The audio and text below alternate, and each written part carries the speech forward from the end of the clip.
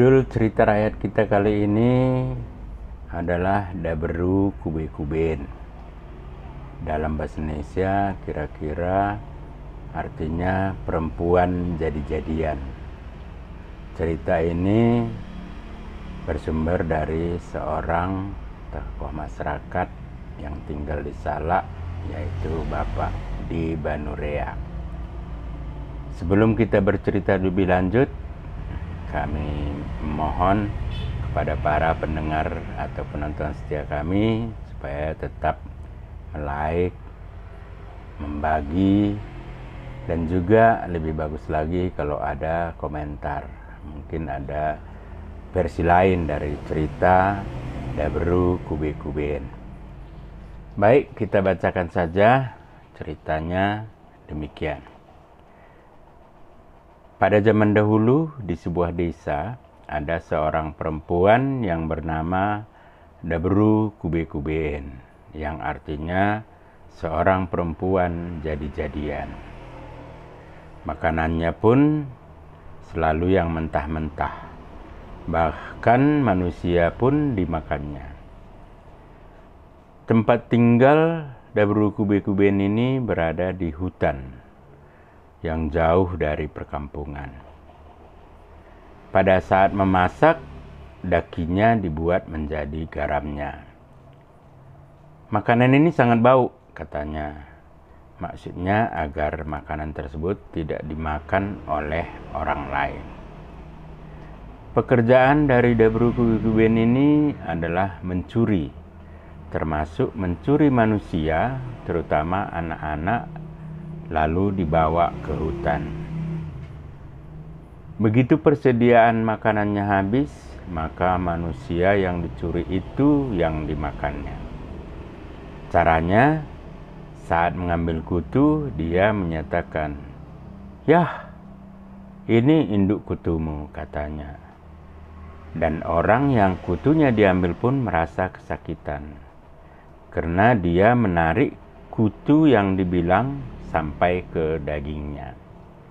Begitulah berlangsung terus-menerus sampai orang tersebut meninggal.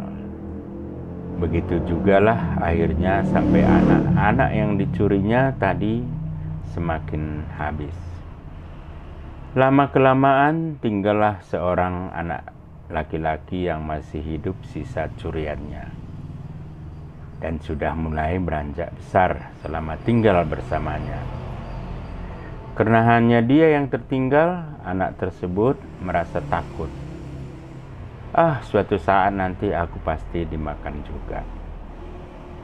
Ia pun berpikir cukup lama, bagaimanakah caranya agar aku tidak sempat dimakan Daberu Kube-Kuben ini, katanya dalam hati. Pada suatu saat, anak lelaki tersebut pergi ke hutan untuk mengambil bambu.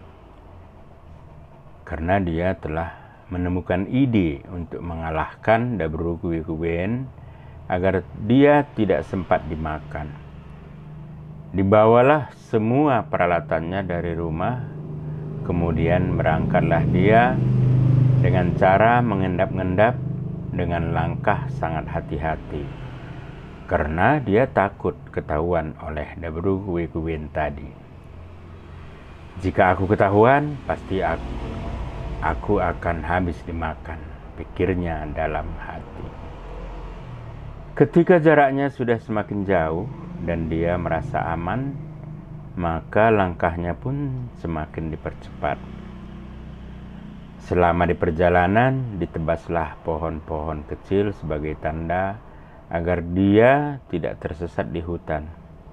Karena selama ini tidak pernah diberi pergi kemanapun oleh Daberu Kube-Kuben. Selama ini mereka semua dijaga ketat. Barang siapa yang melawan akan dihukum, bahkan tidak jarang langsung dimakan. Itulah sebabnya selama ini mereka tidak pernah keluar dari rumah atau pondok Daberu Kube-Kuben.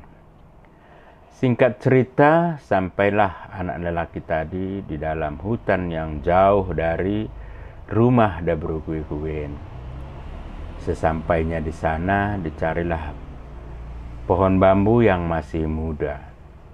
Setelah lama mencari, akhirnya ditemukanlah batang bambu tadi, lalu diambil bambu muda-muda tersebut untuk dijadikan jembatan sebagai penjebak.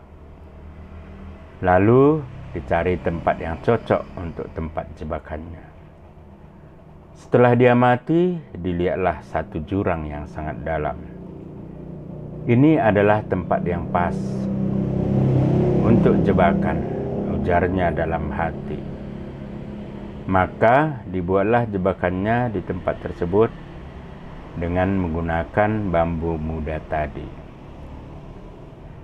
Di dalam rumahnya atau pondoknya, Dabrukuben sudah merasa sangat lapar. Dia pun mencari stok makanannya, tetapi sudah tidak ada. Tiba-tiba teringatlah dia kepada anak lelaki tadi. Oh, ternyata masih ada makanan lezat satu lagi, katanya dengan gembira.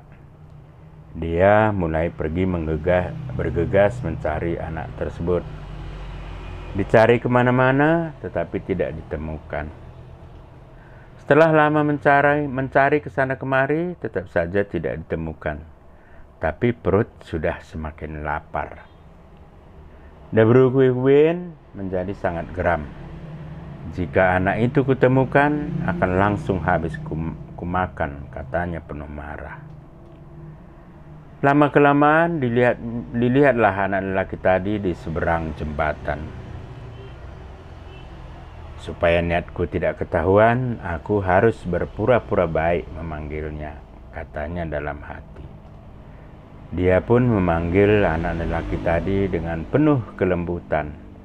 Tetapi karena anak lelaki itu mengetahui niat Dabrukuben tersebut, anak itu tidak mau datang. Dabrukuben pun terus mencoba untuk mengajak anak lelaki itu. Tetapi anak lelaki tersebut tidak mau. Setelah itu, keluarlah kata-kata dari anak lelaki tersebut. Mela, mela, ipan cukut lakina. Mela, mela, ipan cukut lakina. Bahasa Indonesianya kira-kira, malulah kau makan daging suamimu. Kalimat tersebut diulang-ulang oleh anak lelaki tersebut sampai beberapa kali, supaya perempuan jadian tersebut semakin marah, sehingga lari kemari melewati jebakanku, ujarnya dalam hati.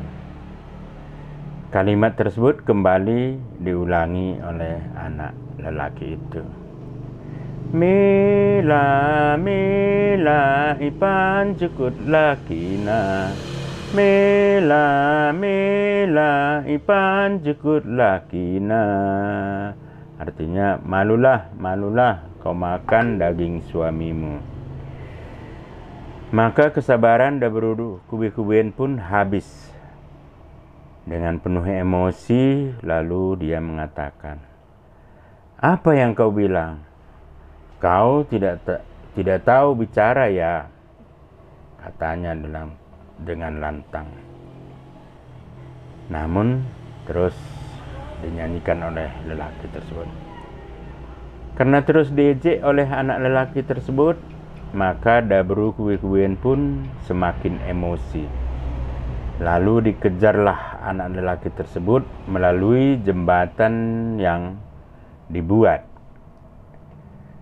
oleh anak lelaki tadi. Begitu dia lari melalui jembatan tersebut, dan seketika itu juga jembatan itu patah dan rubuh karena terbuat dari bambu muda. Akibatnya, Dabrukuben atau perempuan jadi-jadian tadi pun jatuh ke dalam jurang tersebut dan langsung mati. Sejak saat itu, anak lelaki tadi pun bebas, dan dia pun pulang ke kampung, menceritakannya dan menemui keluarganya. Demikian saja cerita singkat ini tentang Dabrukuben. atau perempuan jadi-jadian. Makna dari cerita ini, barang siapa yang berlaku jahat pasti dapat balasan yang setimpal. Kejahatan itu pasti kalah oleh kebenaran.